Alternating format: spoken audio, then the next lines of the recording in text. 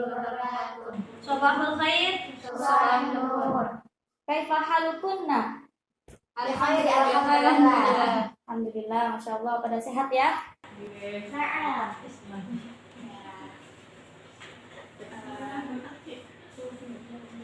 Alhamdulillahirabbil alamin. Pada kesempatan kali ini kita dapat bermuajahah, berkumpul di tempat ini. Dan pada kesempatan kali ini juga kita akan belajar bahasa Arab bersama-sama. Sebelumnya di sini saya akan menjelaskan betapa pentingnya bahasa Arab dipelajari oleh kita. Apa sih pentingnya bahasa Arab untuk dipelajari oleh kita? Ada yang tahu? untuk beribadah. Beribadah. Ya, terus apa lagi? Untuk mempelajari Kosakata Al-Quran. Nah, ya betul. Apa lagi ada yang tahu? Berbicara dengan orang asing. Masya Allah, sama natik Arab ya. Jadi ya, kenapa bahasa Arab itu dipelajari, wajib dipelajari oleh kita sebagai umat Muslim? Karena yang pertama, seperti yang saya tadi jelaskan bahwa kita itu sebagai orang Muslim, dan orang Muslim itu kitabnya menggunakan bahasa Arab. Al-Quran kan bahasa Arab, terus hadis, as-sunnah itu bahasa Arab. Jadi kita itu wajib mempelajari bahasa Arab karena di dalam sebuah syair dikatakan bahwa lughatul Quran wa lughatul jannah. Jadi bahasa Arab itu bahasa Al-Quran dan bahasa surga. Masya Allah. Ya, terus seperti yang tadi juga teman-teman katakan bahwasanya bahasa Arab itu ya penting buat kita supaya kita berbicara dengan orang asing. Kalau misalkan ada orang yang dari luar, terus ada apa-apa, terus setidaknya kita paham dengan apa yang dikatakan oleh mereka. Seperti itu. Baik, langsung saja di sini kita akan belajar. Oh iya, sebelumnya perkenalan dulu ya. Perkenalkan, nama saya Nur Fitri Asi, biasa dipanggil Asi. Kalian bisa panggil Ibu Asi atau apa terserah. Ibu Fitri, Ibu Nur terserah. Tapi biasanya dipanggil Ibu Asi. Terus alamat saya di Bangun 2, Kelangenan, Cirebon. Dan sudah ya, apa lagi? Sudah. Mungkin nama, untuk perkenalan nama sama alamat aja cukup. Dan Ibu juga mau kenal sama kalian semua. Baik, Ibu absen dulu.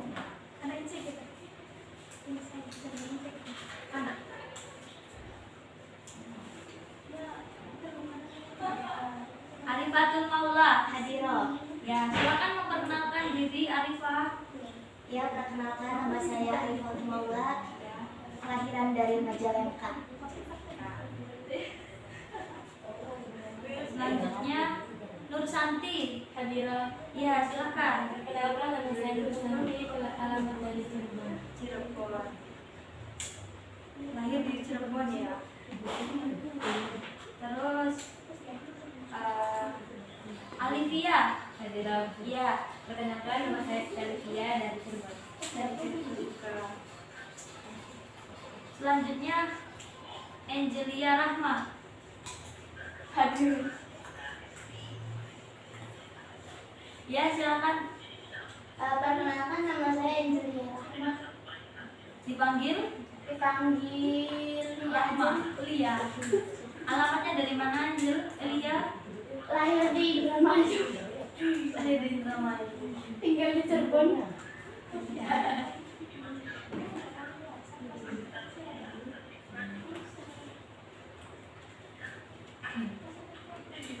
Ya, perkenalannya sudah cukup.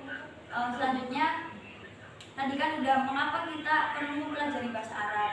Sekarang tujuan dari pembelajaran kita pada hari ini, kita nanti akan belajar mengenai aqsamul kalimah wa anwa'uha. Jadi pembagian kalimat. Kalimat itu apa aja sih pembagiannya, dan juga anwa'uha. Jadi macam-macamnya, macam-macam kalimat itu apa saja.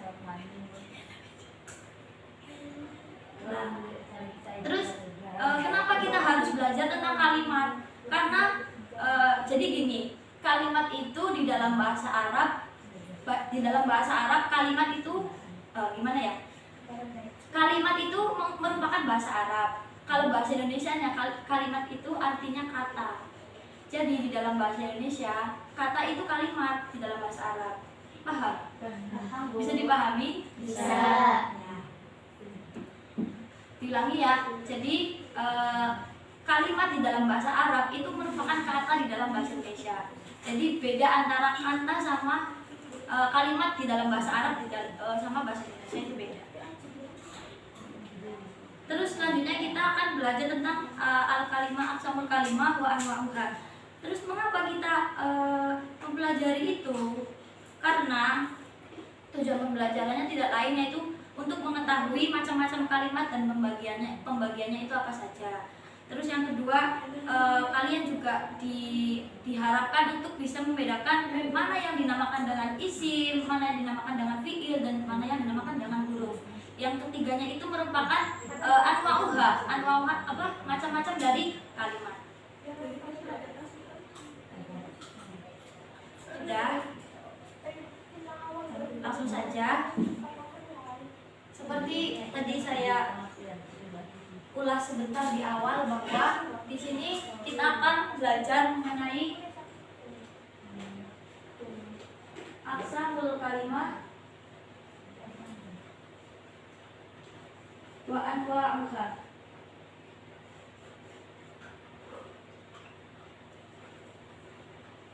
Pembagian kalimat atau kata dan anwa'uha macamnya. Sebelumnya ada yang pernah dengar apa itu al-kalimah? Ayo. Susunan kata, Bu. Susunan kata. Terus ada lagi, apa itu kalimat?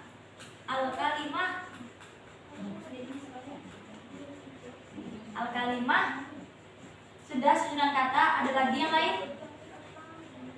Sudah. Jadi, ya benar. Jadi seperti al-kalimah atau al-kalam. Di dalam kitab Jurmiyah itu kan disebutkan, ada yang pernah tahu? Ada yang pernah dengar? Al-kalamu huwal lafzul murakabul mufidu bil wad'i. Nah, terus di sini saya akan menjelaskan mengenai aqsamul. Di dalam kitab Jurmiyah juga dikatakan wa aqsamuhu salah satu apa? Ismun wa harfun ja'a maknanya itu. Jadi di sini nanti pembagian kalimat itu ada 3. 1, 2, 3. Isim, fi'il, dan juga huruf. Ya, ini gambaran sedikit mengenai apa sih itu kalimat dan ada berapa macam dari kalimat. Selanjutnya Ibu akan memberi tugas kepada kalian.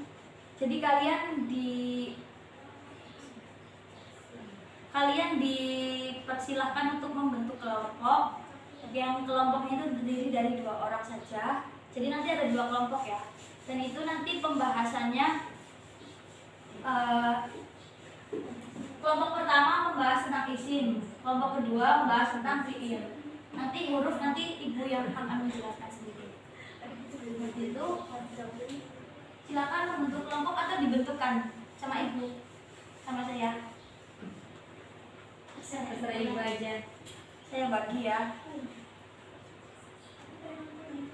Ya, sila mani penduduk yang Nanti kelompok pertama Angelia ya, Angelia sama Alivia, isim, membahas tentang isim. Terus kelompok kedua Arifah sama Santi, Nur Santi ya, membahas tentang fi'il. Bisa dipahami? bisa.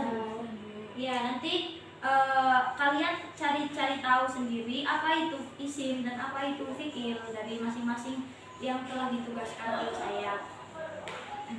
Silakan membentuk kelompok. Silakan berdiskusi dengan kelompoknya masing-masing.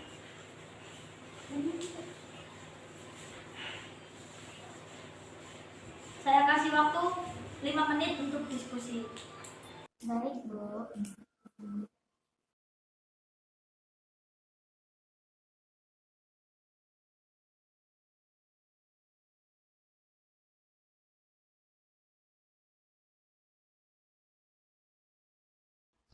Waktunya sudah habis ya. Cukup? Cukup, Bu. Silakan. Untuk kelompok pertama dari Angelia sama Olivia, silakan mempresentasikan hasil diskusi kalian berdua di depan kelas.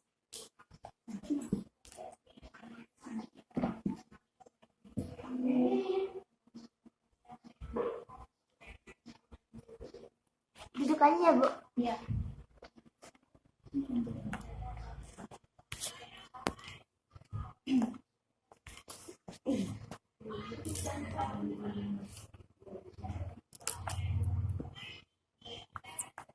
Assalamualaikum warahmatullahi wabarakatuh. Waalaikumsalam warahmatullahi wabarakatuh. Perkenalkan, nama saya Angelia Rahma dan Siti Alifia Nurhaliza. kami akan mempresentasikan tentang isim. Isim yaitu kata yang menunjukkan benda, sifat benda atau pengganti benda. Untuk lebih jelasnya, kata termasuk isim adalah menunjukkan benda atau nama benda. Contohnya seperti rasulun, tolibun, al-ustadun, al-kursiyun. Sifat benda contohnya seperti habirun, wasi'un, jadidun. Dan masdar, kata kerja yang dibendakan. Contohnya seperti qiraatun, ilmun, binaun. Setahu saya juga isim mempunyai tanda-tandanya masing-masing. Yang pertama, isim bisa menerima i'rab, tanwin, juga al, seperti contohnya tadi al-kursiyun. Terus untuk tanwinnya seperti contoh Muhammadun. Isim juga terbagi menjadi beberapa macam seperti isim domir, isim mausul, isim isyarah, dan lain-lain. Ya. Cukup sekian. Sekian dari kami. Wassalamualaikum warahmatullahi wabarakatuh. Waalaikumsalam warahmatullahi wabarakatuh. Ya, terima kasih untuk kelompok pertama. Lanjut dulu untuk kelompok kedua. Nanti Ibu akan mengulas kembali apa yang ya, nanti Ibu akan mengulas kembali.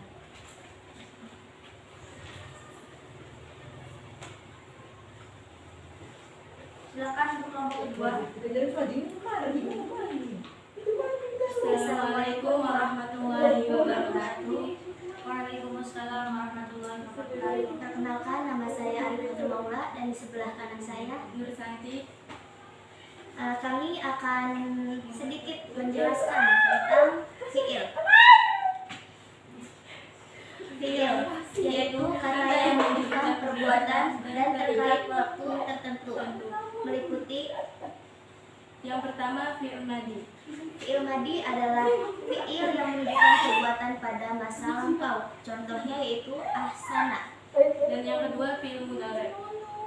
Fiil mudhari adalah menunjukkan perbuatan pada masa sekarang atau yang akan datang atau kebiasaan. Contohnya yaitu yuhsinu. Yang ketiga fi'il amr. Fiil amr adalah yang menunjukkan perintah. Contohnya yaitu ahsinu. Yang mungkin cukup sekian yang kami sampaikan. Kurang dan kurangnya mungkin akan diberikan oleh Ibu Asih. Cukup sekian. Wassalamualaikum warahmatullahi wabarakatuh. Waalaikumsalam warahmatullahi wabarakatuh. Terima kasih juga untuk kelompok kedua yang sudah mempresentasikan hasil diskusinya.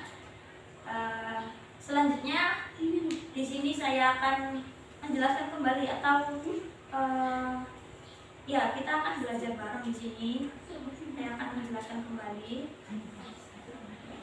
Jadi benar sekali bahwa seperti tadi yang saya jelaskan, aksarul kalimat itu ada tiga. Yang pertama ada isim, kedua fi'il, dan ketiga huruf. Isim, apa itu yang dimaksud dengan isim? Isim adalah kalimat yang menunjukkan Kata benda.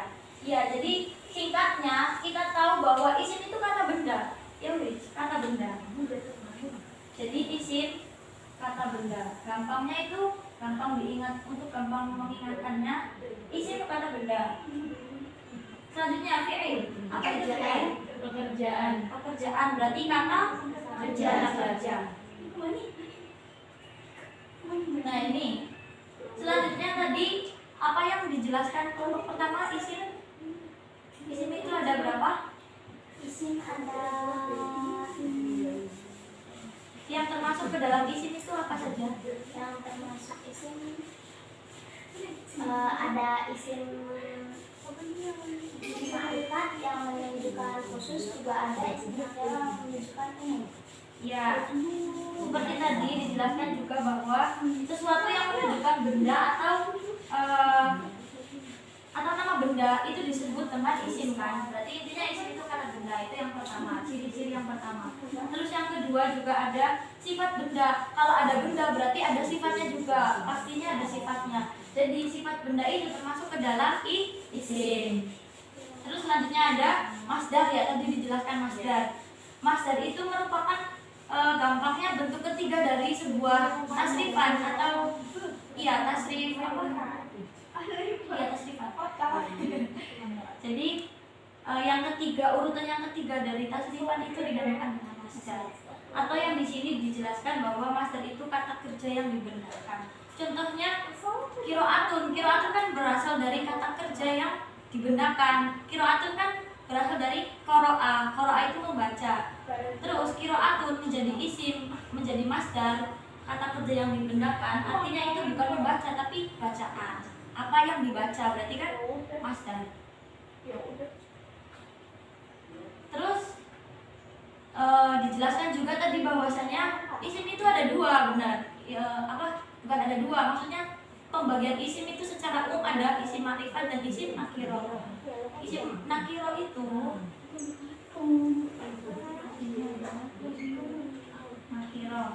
nakiro itu artinya apa? Ya, umum. Terus ada ma'rifat juga, artinya khusus. Contohnya apa nakiro? Nakiro, tanda yang paling mudah dari nakiro itu tanwin. Contohnya seperti Muhammadun.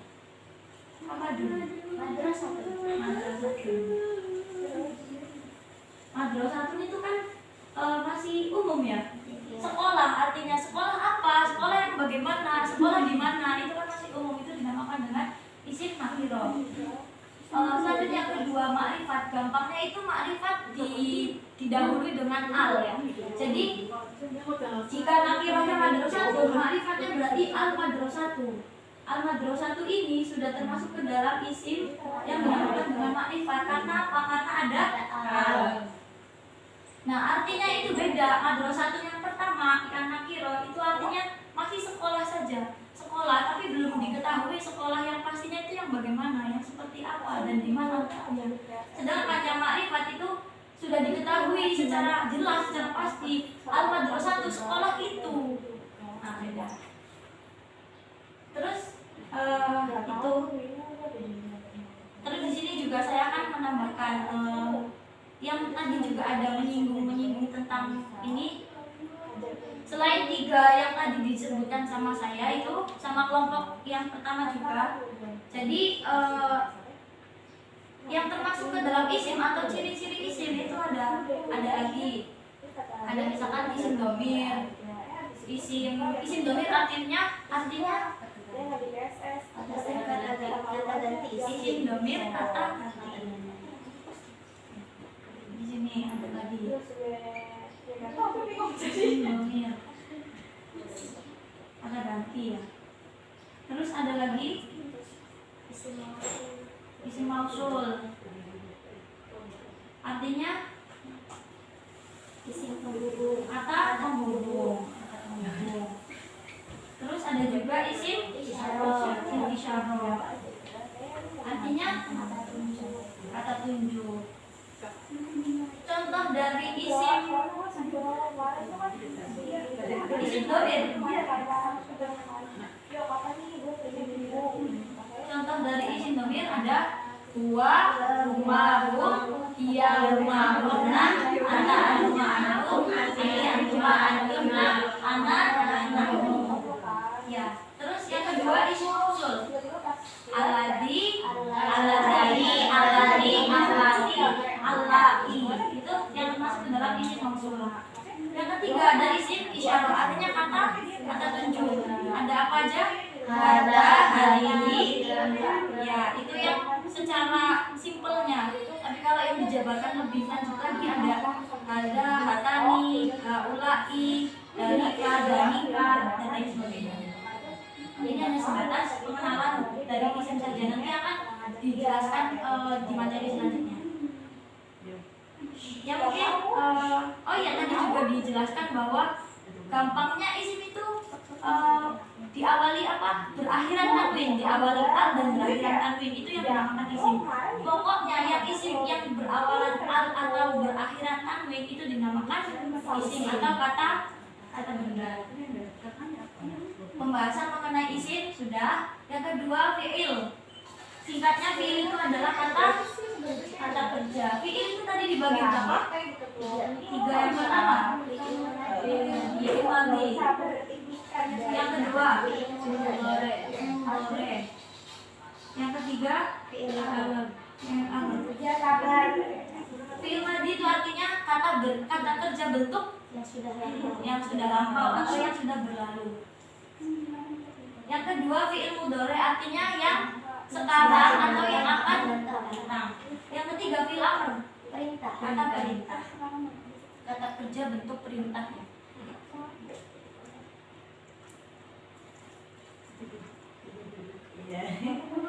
Terus fiil madhi kita gampangnya mengenali apa itu, bagaimana fiil madhi itu seperti apa?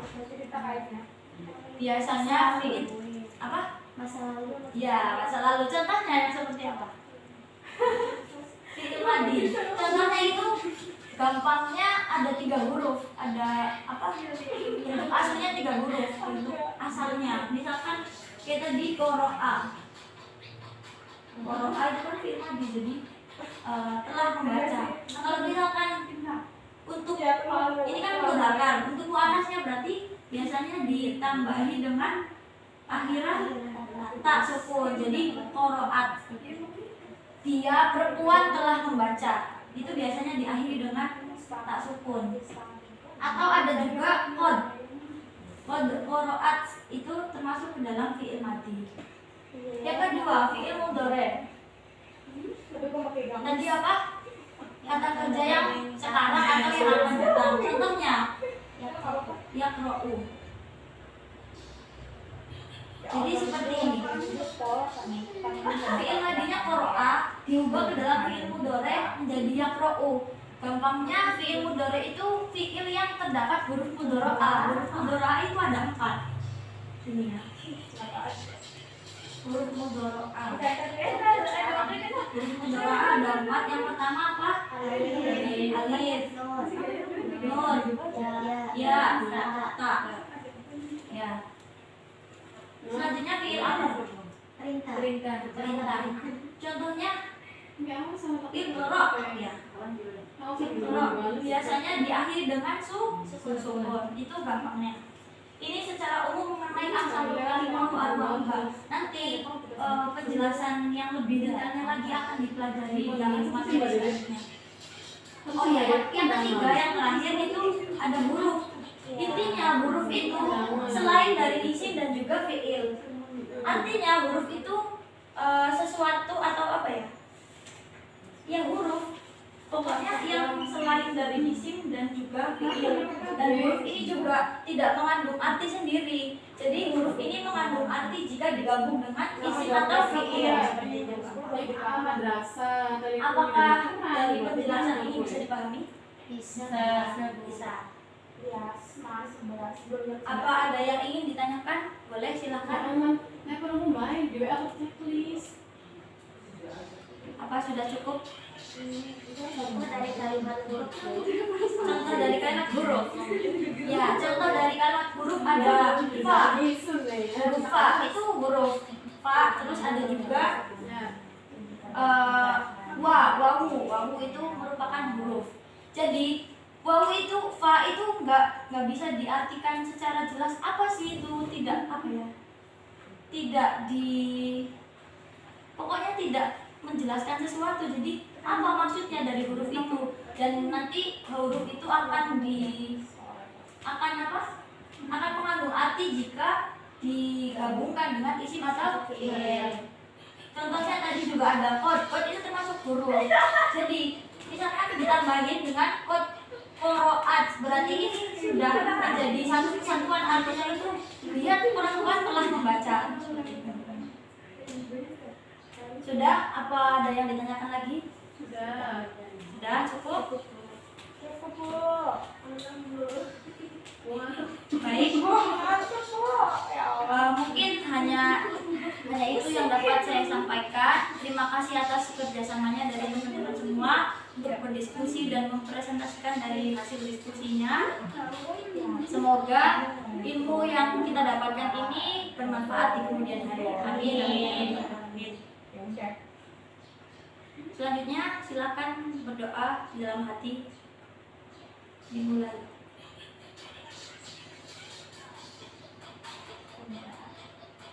Selesai, cukup sekian dari saya. Mohon maaf atas segala kekurangannya. Billahi taufiq wal hidayah. Wassalamualaikum warahmatullahi wabarakatuh. Waalaikumsalam warahmatullahi wabarakatuh.